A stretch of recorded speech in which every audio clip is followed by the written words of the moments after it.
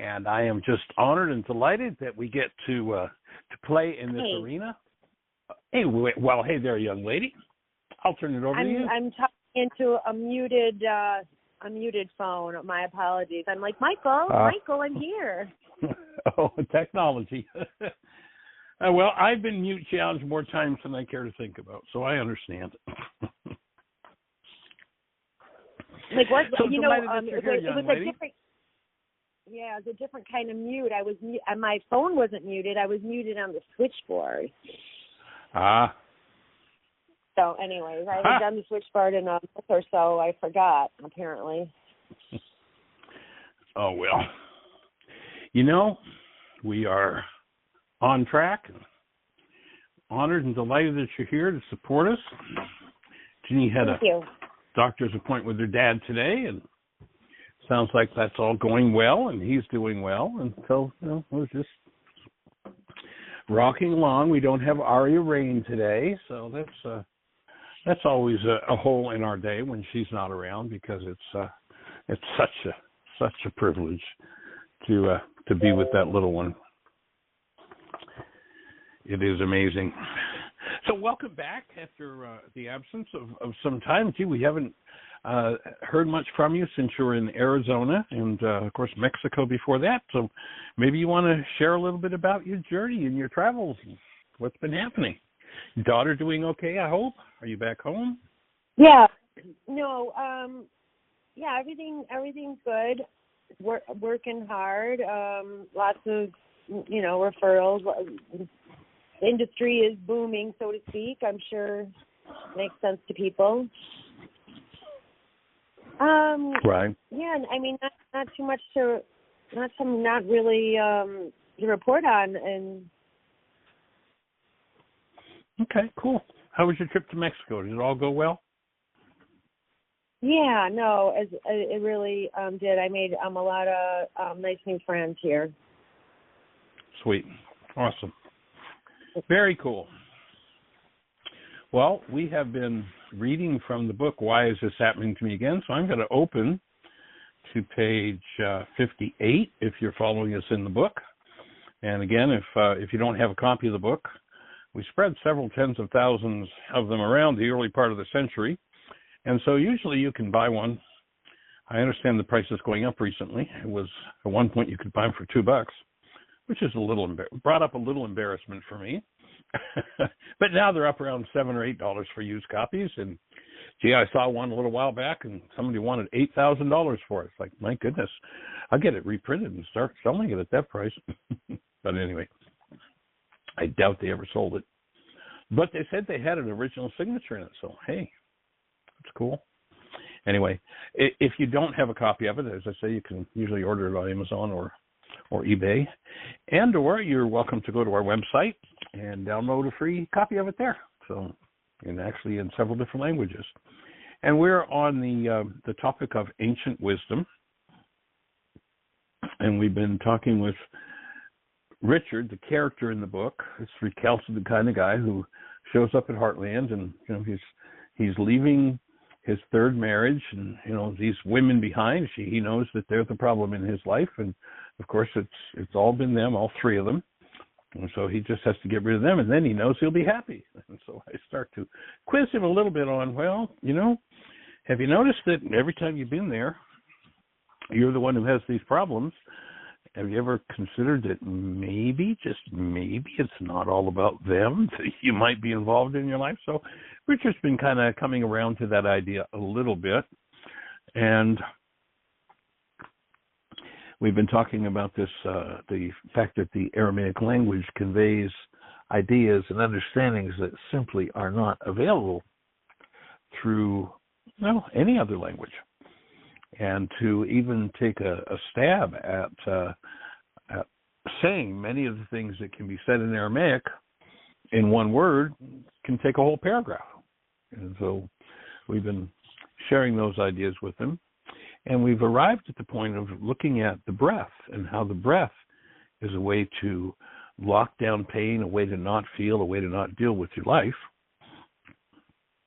And I asked Richard the question, has it occurred to you just because someone could not live up to a teaching, we've been talking about the Aramaic being the root of 5 of the world's major religions, but it's not a religious language, and he has several issues with religion, and so, he's been reading me the riot act about how the religious teachings are all just, garbage, and he knows better, and all he has to do is escape from these women. So, Richard, has it ever occurred to you that just because someone could not live up to a teaching does not mean it has no value, or that the problem lies within the teaching? It sounds like one of those issues one of your issues was your parents' inability to live up to their ideals. That does not make them good or bad. It simply means that, like all humans, they were not perfect. It seems you attached the imperfection and abuse of your parents to their religion. Projecting your pain onto religion makes it difficult for you to see any benefits in it. I've seen many who simultaneously abandon their relationship and their parents and their spiritual support systems in this fashion. I guess my parents do deserve the right to be human too. Perhaps I expected too much of them, he pondered. I can see that they were trying and did the best they could, and I feel relieved just knowing that. That might be a result of forgiveness. It's a small but significant example of how forgiveness works. Oh, what do you mean by that, Michael? You had a reality file, so to speak, called my parent or parents should have been perfect. According to your perception, they weren't. And you attached the pain, abuse, and resentment you experienced with them to your mind's file on parents. Whenever that reality parent was triggered, your perception of them or yourself as a parent was clouded by the complex of thoughts and feelings in that file. And when you start really tapping into first century Aramaic forgiveness, when you start really understanding how the non-human mind works, and when I talk about the non-human mind, I mean the mind a mind that appears to be human but is not connected to love at any given moment, and that turns a human mind into a non-human mind. And so to take a look at that principle and realize that, and Paul said this a couple thousand years ago, we see as though through a glass darkly. And when we're in the condition of denial, thinking or speaking as though something outside of me is the cause of what's moving inside of me, my parents really made me mad, I'm living in denial. If man's moving in me because there's mad moving in me, nothing to do with what mom or dad did. It just happens to be what's moving in me. Yes, they may be the one who resonates it. That may be with them that I acquired it. But here I am now, a full-blown adult. I'm still being run by the 3-year-old mind, rather than growing up into an actual adult and recognizing that if I have resentment, if I have hostility, if I have fear, if I language how you're the problem in my life, I dissociate with the cause of the problem in my life. And now I can no longer repair the problem in my life. And so what we're looking to do is to empower people to be able to repair their minds, rather than seeing through a cloud darkly, to turn the mind into what it was originally designed to be, and that is a servant. Something that supports us and brings us information when we need it and brings us awareness. Is a storage place for knowledge that when needed we can access, but not the place it's designed to run our lives. And most people have made a god of the mind, and as a result, are living in denial, thinking and speaking as though something out there is the cause of what's moving in here. Then they have to dissociate from the very root of the pain that they're holding, the very thing they need to deal with. When one lives in denial, they hide from themselves. They dissociate from it. And so what we're looking to do is to restore people to contact with everything within them, which means there's probably going to be a lot of wailing and gnashing of teeth when that process begins. But the beauty of being able to touch into the parts of your mind that hold that wailing or gnashing of teeth is you get to start cleaning it out. You get to start cleaning it up. And you stop pretending that what's going on inside of you is caused by something that's happening outside of you.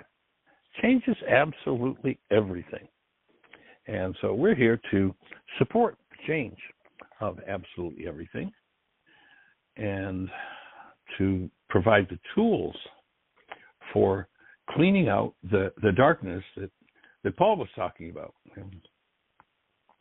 so that the mind becomes just a clear piece of glass for us to look through and offers its support as the servant it was designed to be. And so in a nutshell, that's what our work together is about, and we're honored and delighted that you're here to be part of the process. And are there any hands up in the phone queue, or is anything happening in the chat room, Michelle, that we need to be aware of? There was some hands up, but I think maybe those were from Tim. I wasn't on the show, so I'm not sure. Right. It looks like they were on hold for a while. Well, we can maybe check in and see. Sure. Hey, Lisa. Yeah. Hi. I wasn't just sure why your hands up. Oh, yeah. I just called in to tell a little tale about one of my temper tantrums. It was just an example of how the work is working with me. Well, tell us about it. What happened? Oh, well, it was I did tell the tale and it with Dr. Tim, but I'll tell you too. So Marvin sent me a text, and it was, as I explained, it was most people would consider it very condescending, and it certainly just, I couldn't breathe. It just triggered me, and I was driving, and I was like, if he's the one with the problem, why am I the one with the pain? If he's the one with the problem, why am I the one with the pain? And I just kept saying that over and over, till I got myself to a safer space. So that was my only. But, it doesn't mean that things don't trigger, but the my reaction is different than it used to be, for sure. So you can see your progress? Yes. And I knew it was all me. Yeah, he might act unkindly, but that's his deal. My deal is how I answer those things, which in this case I chose not to answer and just do my work around it, which even the thought of it triggers shortness of breath in me and all kinds of. I still have much more work to do around my former husband. Go figure. Yeah, well, that's pretty typical in our world today. But what goal do you suppose he violated with that text? Have you looked at the goal that you had?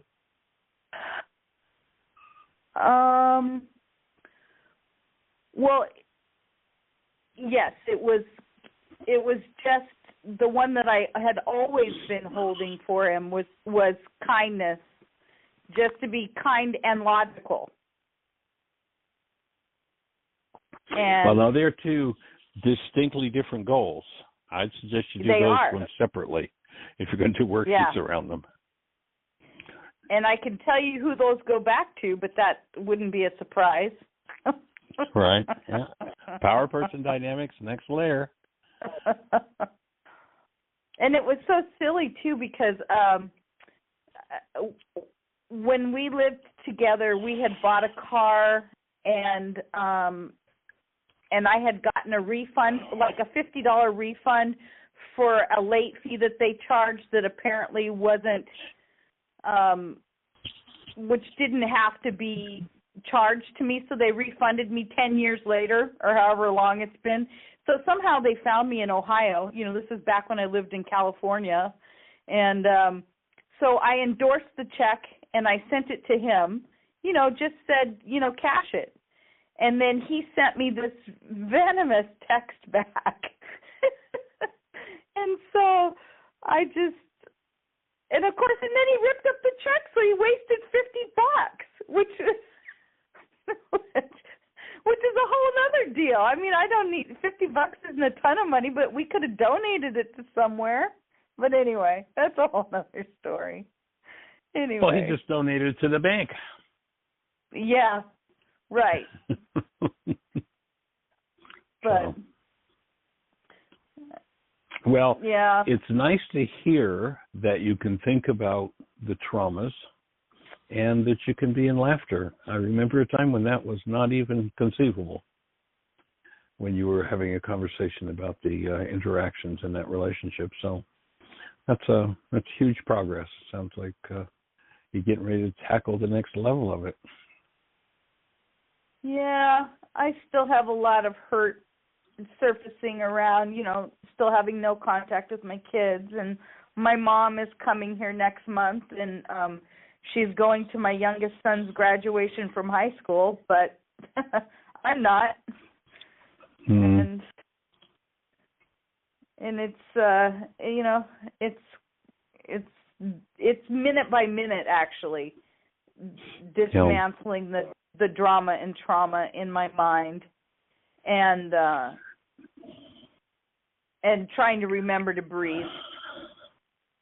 Yeah, and sometimes you might have to do it 30 times a minute in order to move through the intensity of what's coming up, especially if there are genetics involved in the dynamics, which quite often they are. So yeah. So we'll hold the space.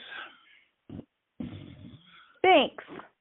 How about a mind shifter? Yeah, I'm not going to write it down because I don't have anything. I'll just listen back, but go ahead. Okay, so the mind shifter I'd suggest would be Marvin is so delightful because he acts, take a breath. Let's try that one again. Marvin is so delightful because he always acts rationally, sensibly, and is one of the kindest persons I know. Oh, God. Okay. Are you breathing? Yes. Actually, aside from the joke of not breathing, I could feel something in my upper belly tighten, and then in my lungs, just I wasn't physically holding my breath, but I felt my lungs contract and go tight. Visceral. Yeah. Yeah. So that'll be a good one to work with. And for anybody who's listening to the show that goes, wait a minute, what are you talking about? One of the tools we teach is called a mind shifter. And basically, the idea of a mind shifter is recognizing that the mind works by resonance. If you come up with a frequency, an energetic pattern, a system of words that will resonate the root of what I need to forgive, what needs to be released from my physiology, then that mind shifter will bring it up. So what we would suggest that be done with that mind shifter is take a piece of paper and put a line down the middle. And, there might be many men and or women in the audience who've got a former that can still trigger them. So you might just put their name in the front of that mind shifter and use it yourself. You write it on the left-hand side of the page, and then you write everything that comes up in response to it on the right-hand side of the page. You kind of do a brain dump. And what that will do, is, I would suggest that perhaps, Lisa, you take a time period where you've got at least 4 hours, your phone is off, you're totally focused on writing, and spend 4 hours of that mind shifter and just let everything dump out on the page that needs to dump out on the page, and then start to go through whatever you've written and look at what's the tool that I know that I now have that I can dismantle this piece with, this one. And, ultimately it's got nothing to do with Marvin. It's got to do with, as you notice, really nice awareness that you're able to locate exactly where in your structure the shutdown was happening, the dissociation was happening. And that's awesome. And so, as you're right, paying attention to that and letting all that open, you're going to let go of a monstrous load of stress that you don't need to be carrying around. Life will get easier. Yes. Yes, it does. Thanks for your willingness. I'm delighted to be here to support you. Well, and just the last little bit of attaboys, I had looked for a long time for help, and I had read all the self-help books that were out at the time that I could find, and, everybody was like, and it just say this affirmation and it'll get better, and it never did, and my behavior just continued to spiral, badly, for lack of a better word, until I knew that there had to be something, but I didn't have any examples in my life, and it's purely because of doing this work and then, and the help of Julie and you and David and, everybody hanging in there. I don't know where I'd be if I didn't have it. I just don't know. I understand. So I'm with you. I grateful. don't know where I'd be either. I wouldn't be in the place that I'm in if I didn't have the tools, that's for sure. And the when I see the insanity and I see the insanity in myself, it's really crazy. Yep, it is. I'm just grateful. That's all I have to say. Okay, on to the next person. Glad to be on the team. Well, actually, I'm going to add another piece to the puzzle. Okay. And this piece isn't about you, but it may resonate some things because I know that David was also able to challenge some parts of your mind and brought stuff up for you in ways that were sometimes a little bit on the bizarre side. But I was just actually I'm going to be speaking this Sunday at Unity in Port Huron, Michigan, and doing a Zoom Facebook kind of thing. And I was going through some files, just looking at what title I was going to use and what I was going to do. And I came across the opening that I'm going to be using this Sunday. And it goes back to, let's see, it's got to be, 9 or 10 years ago now, that early in the morning, I'm in bed asleep, and there's a knock on my bedroom door, and it's David, and he comes in tears, and he's just been informed that his son, who was a bright, healthy, seemingly pretty highly functional kind of guy, had been at a party the night before, and somebody had brought drugs, and he used the drugs, and David had just gotten a call that they found his son dead that morning. And that just a month before, his next older son had died of a heart attack. Yeah. So 2 sons in a month. And so I was just, sort of holding David in love and sending him support. I mean, there was actually a litany of things. He had a close friend who had just buried her son the week before because of a drug overdose. I mean, there were just this whole series of events that happened, and the just had me contemplating the trauma in the world and the trauma that people carry, and the fact that we can remove this trauma and live from a different place. So I hadn't been thinking of David recently, so interesting that you bring up his name today. Well, I was processing some stuff in regards to the when I heard Magda call in about the responsibility of communication and with David and the responsibility of communication, the whole deal that the work that we had all done down in Heartland. Right. So yeah. So it triggered David and blah blah blah on down the line. Have you listened to that video? I have not. From the responsibility communication. Well, if you go to, go ahead.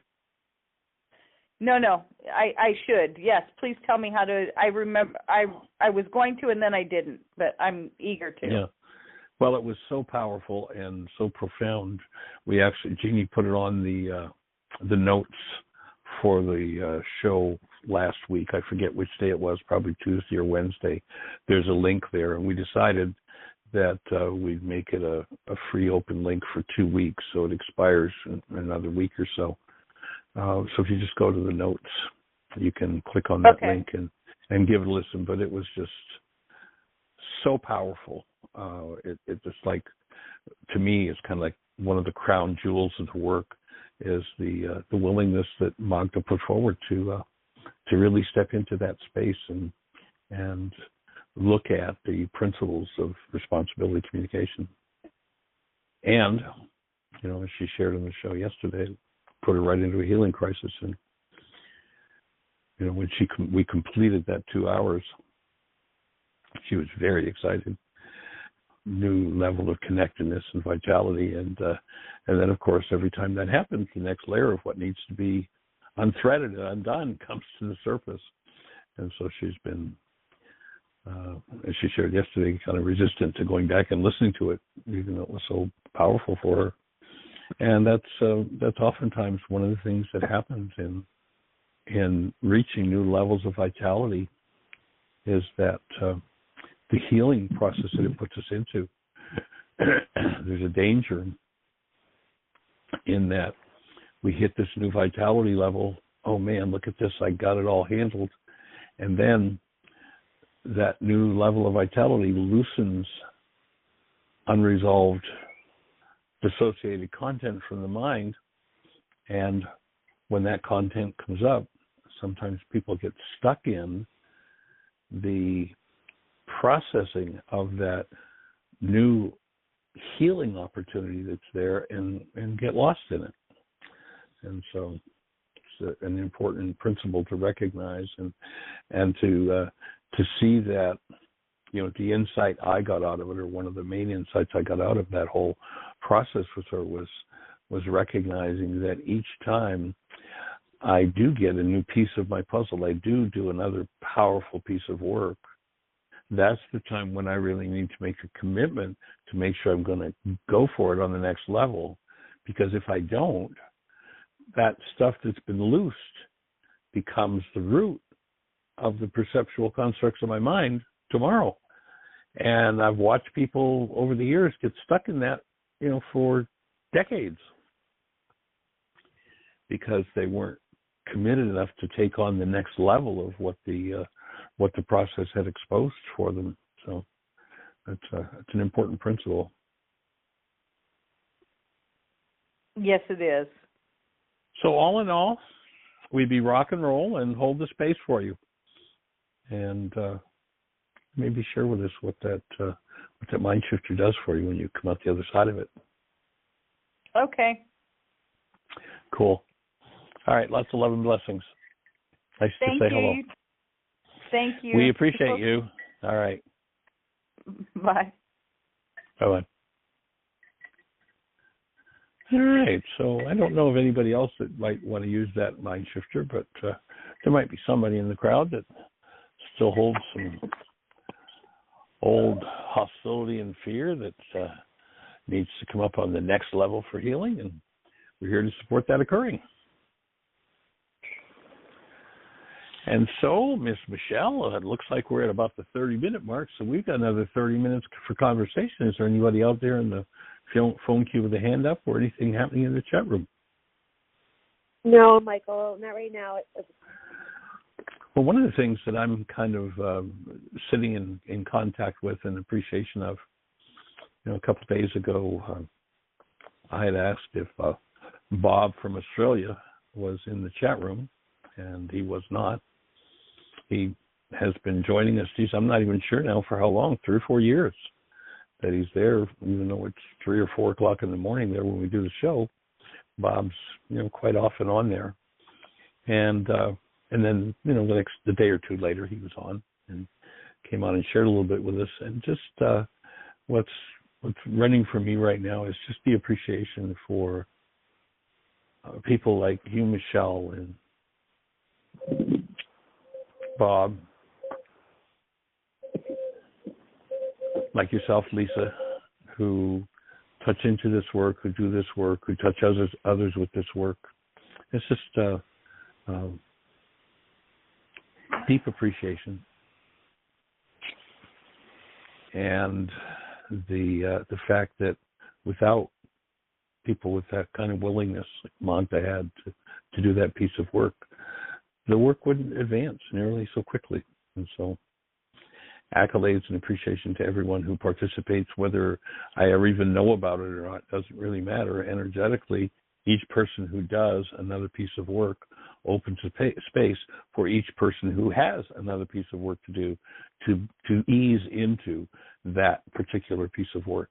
And so much appreciation for every ear that listens, and especially for every person that passes it on to someone else and assists in our commitment. What we're here to do is take it to every mind, heart, and being on the planet, at least making it available. And I'm also an appreciation for this technology that we have with Blog Talk Radio that, literally at this point, anybody in the world that has access to the internet can have free access to these tools. It's like, how cool is that?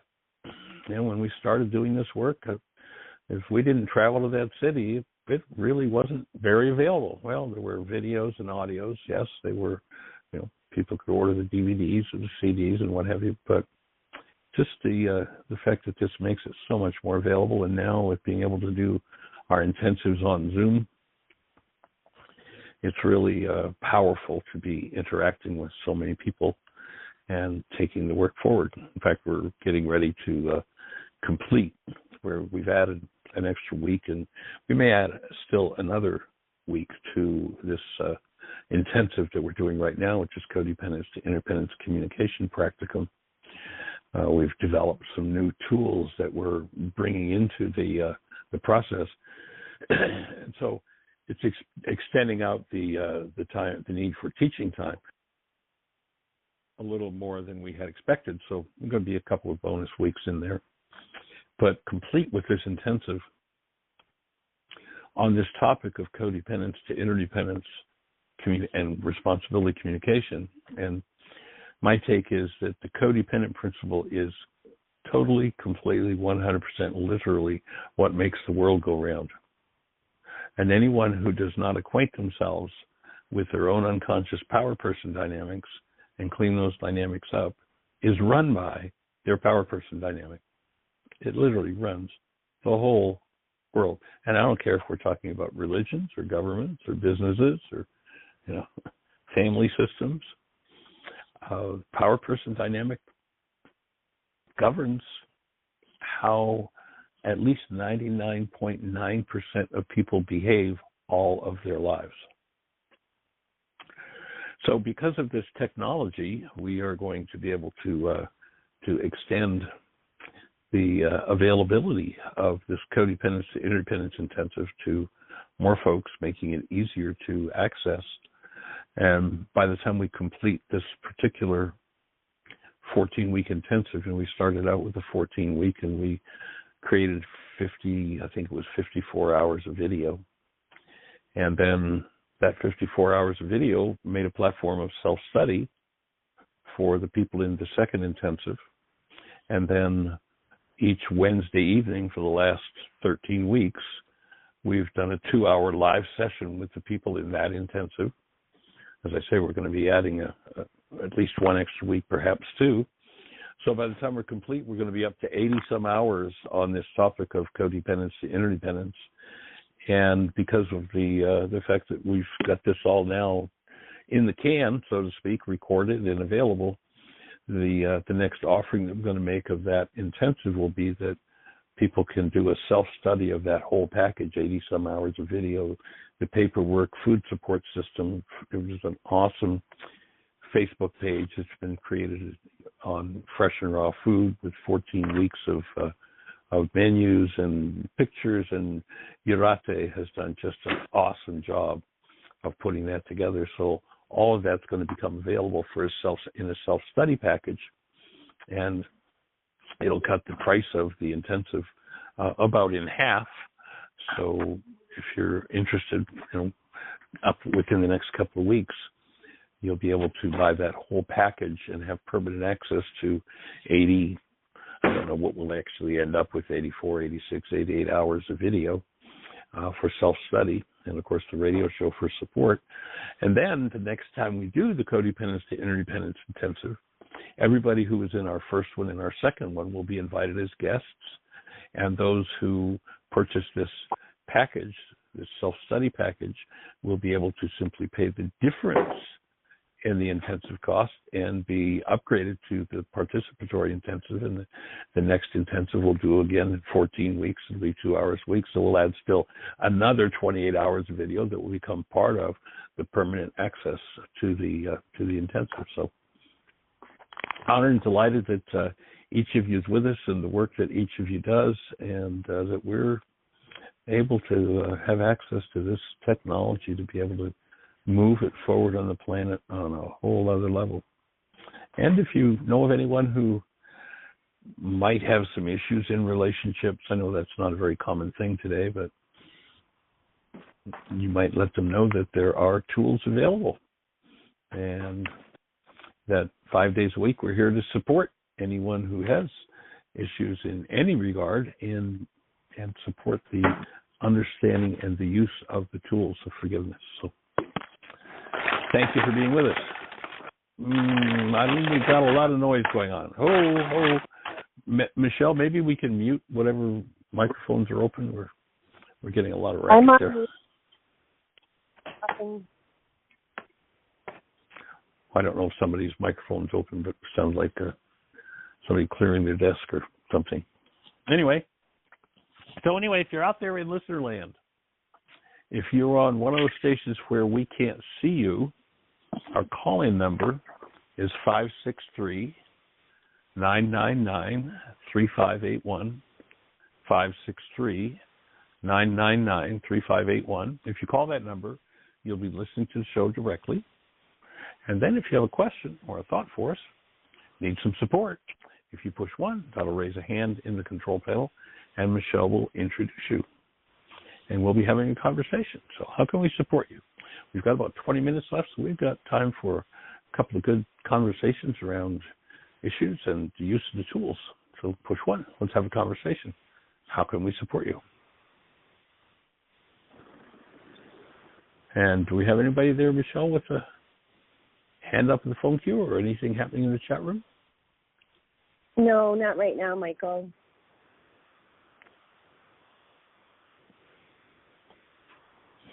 Well, then, let's have somebody put a hand up. With the conversation that we've had so far, I can only imagine that most everybody that's listening has had a question, has had a thought that if we were, immediately accessible, if we were in your hometown and had done the show that we've been doing, had the conversation we've had, and walked down off the stage and you were in the audience, would you walk over to me and say, Michael, what about? And if you've got that kind of question, now's the time to push 1 and ask your question.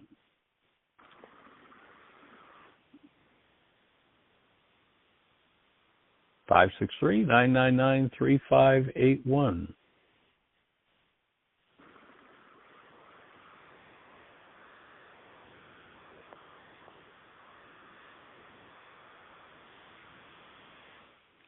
It's hard to believe that with the conversations we've had so far,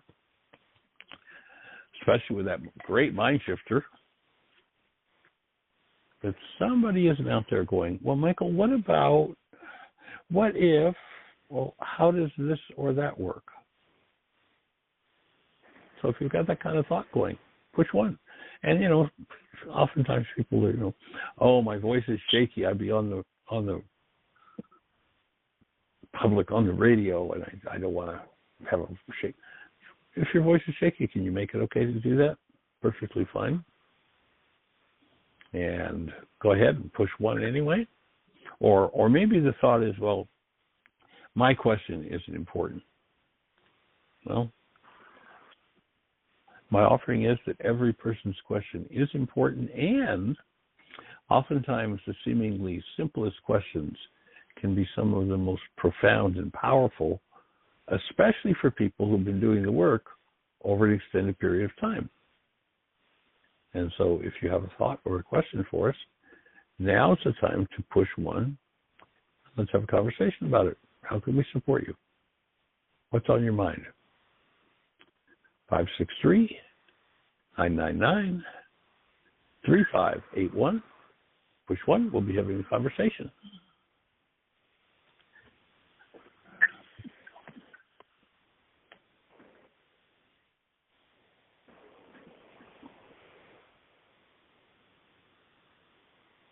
Breathing with you.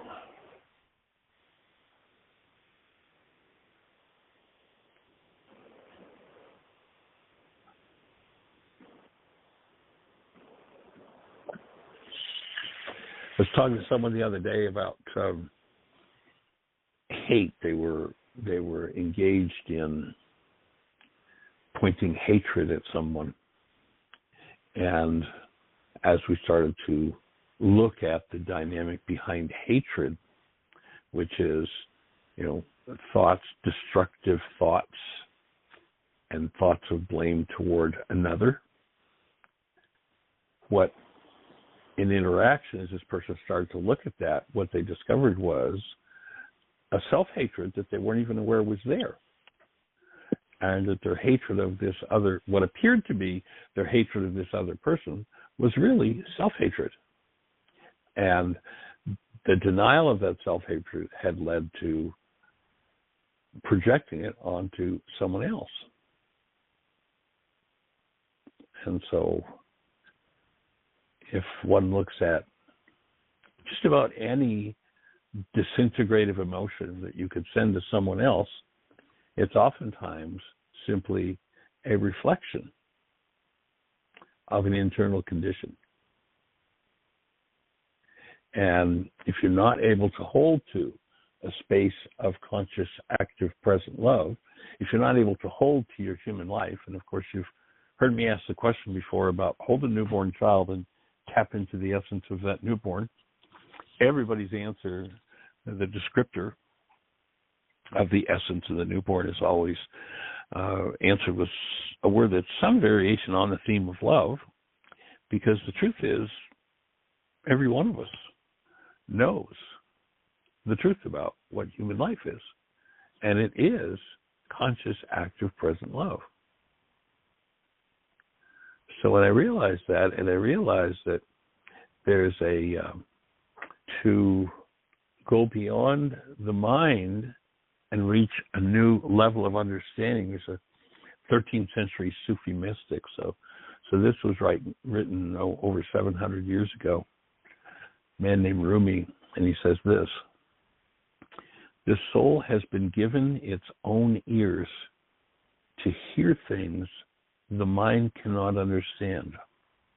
If you go back to Yeshua 2,000 years ago, he says the eye is the lamp of the soul. Now, when he's talking about the eye, he's not talking about your physical eye. He's talking about perception. The constructs of the mind are designed to be a guide. And that guide has a wisdom when we are truly open to it that goes far beyond what we could ever hear with our what seems to be our physical ears. And so what Rumi's pointing out is that in our true beingness, there's a whole other set of ears and eyes to hear and see things that aren't rational to the mind, but are true and therefore available. Yeshua 2,000 years ago warned about, allowing darkness to become the guide for your life. In that passage where he talks about the eye is the lamp of the soul, if the light for you is darkness, how deep will your darkness become? And you say, well, what the heck does that mean? Well, when you realize that the light is the guide that would guide you in your life, then if your perception, your guide, the perceptual construct of your mind, which we've referred to as the I, if that's meant to guide you and hostility or fear enters into it, then notice that you're being guided by darkness. Yeshua says, if the light for you is darkness, and of course, you have to understand what's meant by that. If the guide that you follow is darkness, that is any form of hostility or fear, then how deep will your darkness become?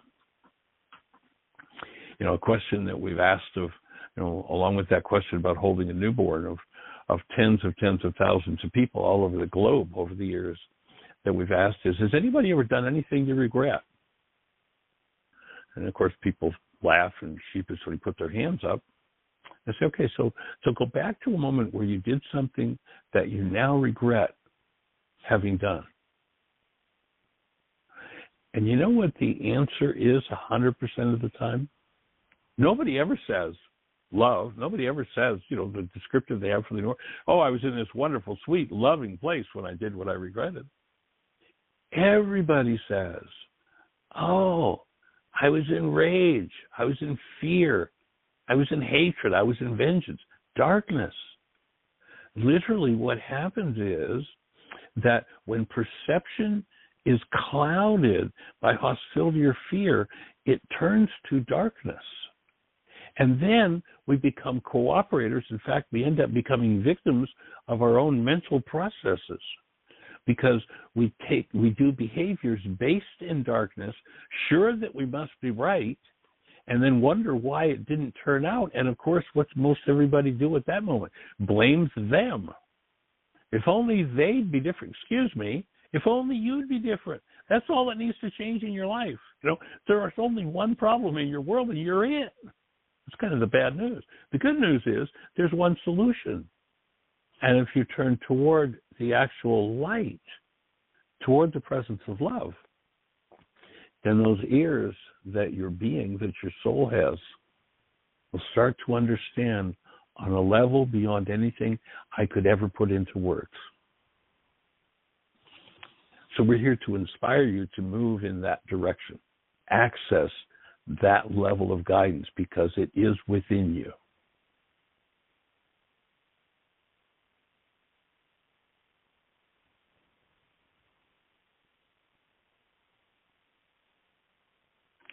And one of the ways to cut yourself off from that, as we talked about earlier in the show, is by holding the breath.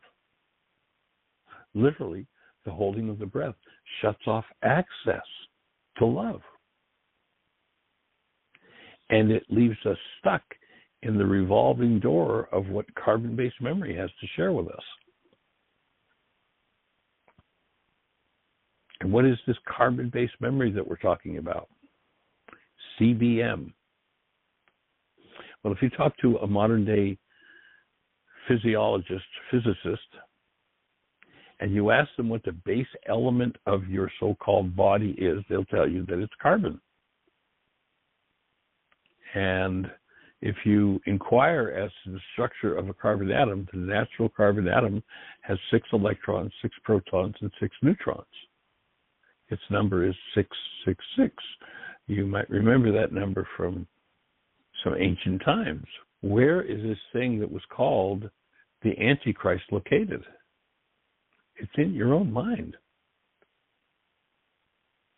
And if you substitute what's stored in carbon-based memory in your physiological structure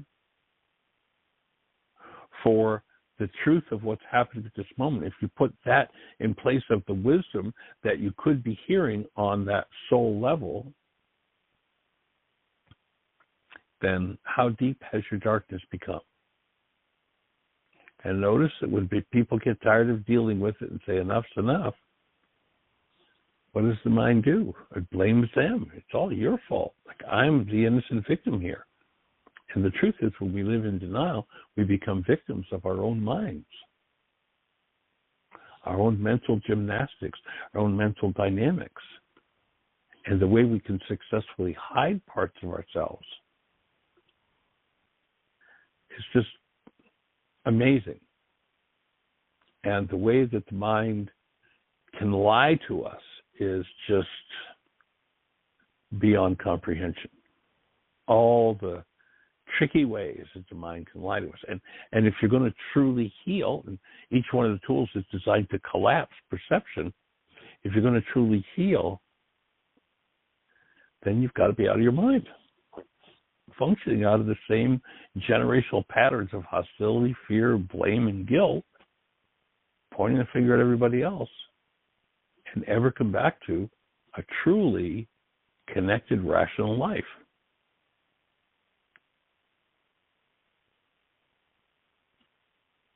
So we're here to bring that understanding forward and to inspire people in the use of the tools to literally remove, remembering that forgiveness is about removal. Forgiveness has nothing to do with, I'm going to let you off the hook for what's happening inside of me. Forgiveness is a tool with which I go inside myself and I literally remove the very capacity for any form of hostility or fear. As I do that, absolutely everything changes. A shift beyond imagination.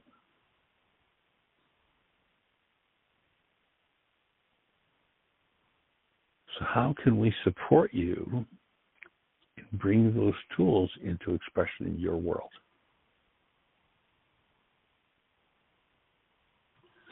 We've got about 5 minutes left, so there's time for a significant conversation in just 5 minutes.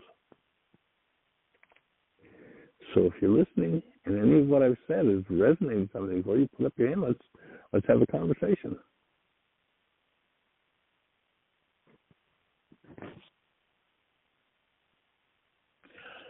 Well, I don't recall the switchboard being this quiet in a while, so I wonder what everybody's up to today.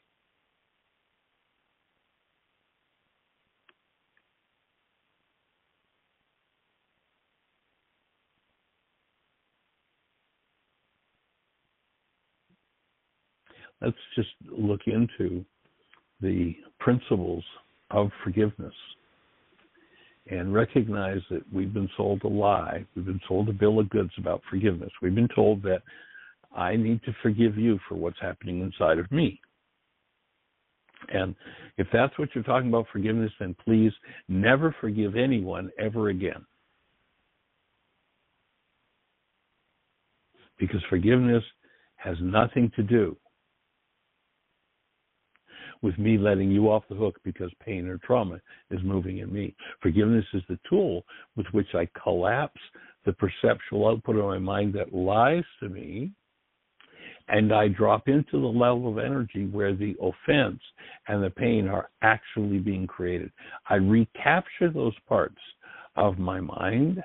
I bring them forward in the presence of love, and lo and behold, the hostility, the fear, the rage, the guilt, the grief, the terror, the trauma, the drama begin to dissolve. And if you haven't engaged in the forgiveness process as yet, please go to our website, whyagain.org. And in the upper left-hand corner of the homepage, you'll see a link that says Start Here. Click that link, and it'll walk you through a whole series of links that will tell you everything that will be useful for you to know about forgiveness. There is a worksheet process there. You can fill the worksheet in live on the website and then print it for your own use. There are radio shows where either Dr. Tim or Jeanie or myself have walked someone totally through the worksheet process. So all of the instructions are there many times over. And of course, I think there are 20-some shows now where one of us took somebody through a worksheet. And each one of them is different. Each one of them is instructive in a different way. And so go to that section with those worksheet shows and start listening to them. And the building of the brain cells that will happen with that is just deeply, deeply profound.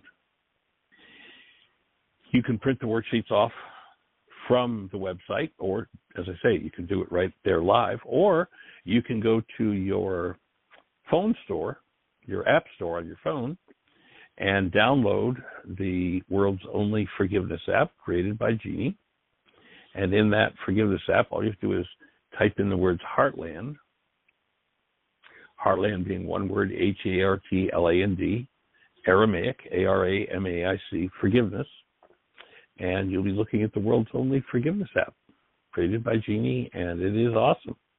You can do the process right there on your phone. So please take the tools, use them, pass them along, and in the meantime, have the best year yet of your eternal life. It's an awesome gift to give the world. The world needs it. You deserve it. Thanks for joining us. Blessings. Bye-bye.